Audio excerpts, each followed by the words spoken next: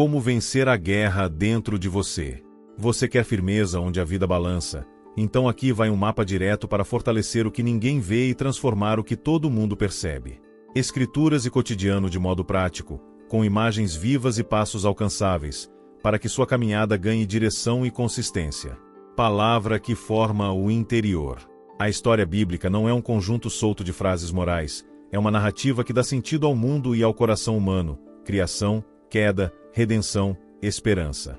Quando a pessoa se submete a esse enredo, não como adorno intelectual, mas como fundamento, hábitos começam a mudar por dentro.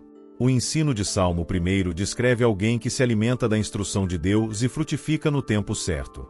É uma imagem de estabilidade que nasce do contato diário com a verdade revelada, não de truques momentâneos. Em Deuteronômio capítulo 6, a família é chamada a colocar a instrução diante dos olhos e no caminho. A ideia é integrar o texto sagrado rotina, não empurrá-lo para o canto. Isso se aplica hoje quando a pessoa organiza o início e o fim do dia para se expor à escritura com atenção honesta, sem pressa, anotando o que entendeu e como isso se traduz em escolhas concretas. Romanos capítulo 12, verso 2 fala sobre mente renovada.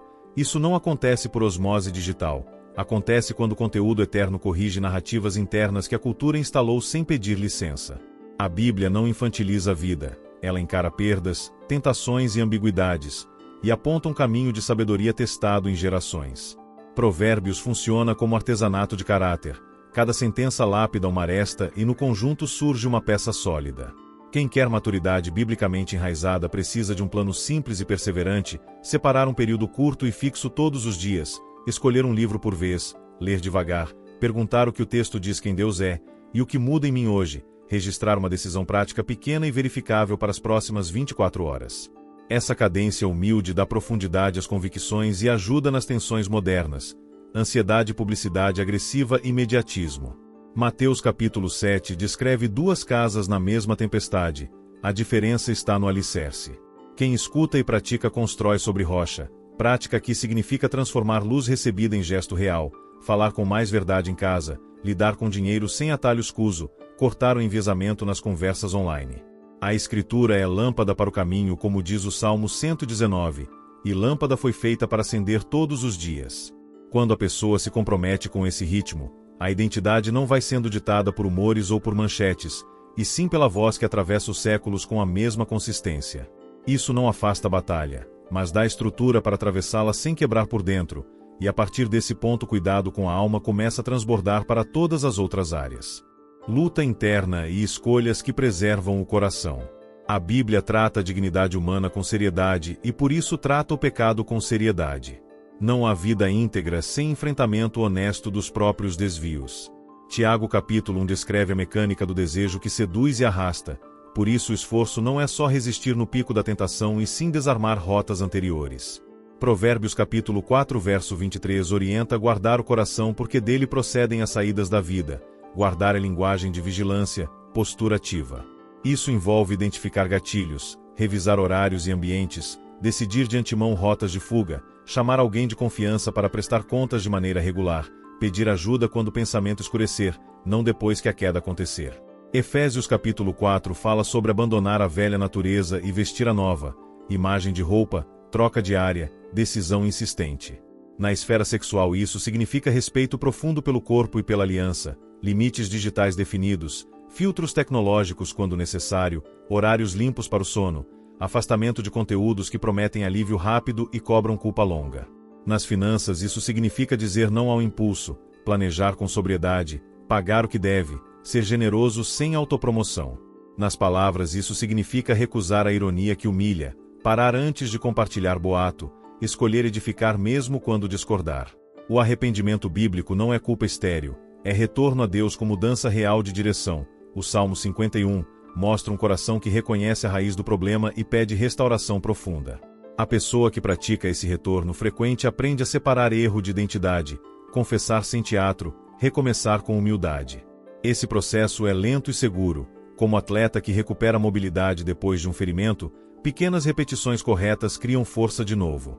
A presença de uma igreja local madura e de uma reunião de fé constante ajuda a manter esse trilho, ouvir conselhos sábios, ajustar rotas, servir com constância, ser conhecido pelo nome e pela história. Hebreus capítulo 12 apresenta a metáfora da corrida de longa distância, perseverança com olhos fixos em Cristo, abandonar peso e pecado que enroscam as pernas. Quem treina esse tipo de perseverança não se mede pelo último tropeço e sim pela direção do passo seguinte. Ao longo do tempo o caráter ganha peso específico, decisões ficam menos impulsivas, a alegria fica menos barulhenta e mais firme, o senso de propósito se torna menos performático e mais obediente. É assim que a luta interna deixa de ser um segredo tóxico e se torna oficina de santidade prática, uma oficina aberta onde outros também podem aprender. Serviço concreto e esperança que alcança a cidade. A fé bíblica amadurecida sempre encontra saída em serviço ao próximo. Não como estratégia de marketing pessoal, mas como resposta natural de quem foi alcançado por graça. Isaías capítulo 58 liga a espiritualidade com justiça prática, partir o pão com quem tem fome, não se esconder do parente que precisa, consertar rupturas da comunidade.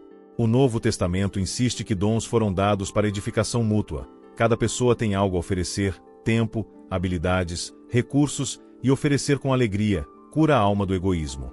A vida familiar entra nesse círculo com prioridade, maridos e esposas que se tratam com honra e verdade, filhos educados com amor firme, rotina doméstica organizada de modo que a casa seja lugar de descanso e preparo para a missão. A ceia do Senhor Eucaristia recorda o fundamento desse serviço: Cristo se entregou, então seguimos seu rastro com mãos abertas. O trabalho profissional também é campo sagrado. Colossenses capítulo 3, orienta a trabalhar como para o Senhor. Isso se traduz em pontualidade, integridade em contratos, qualidade no que se entrega, respeito a quem pensa diferente. O testemunho público floresce quando a pessoa serve sem alarde, participa de iniciativas locais, escuta histórias, constrói pontes, busca o bem da cidade como Jeremias capítulo 29, recomenda aos exilados.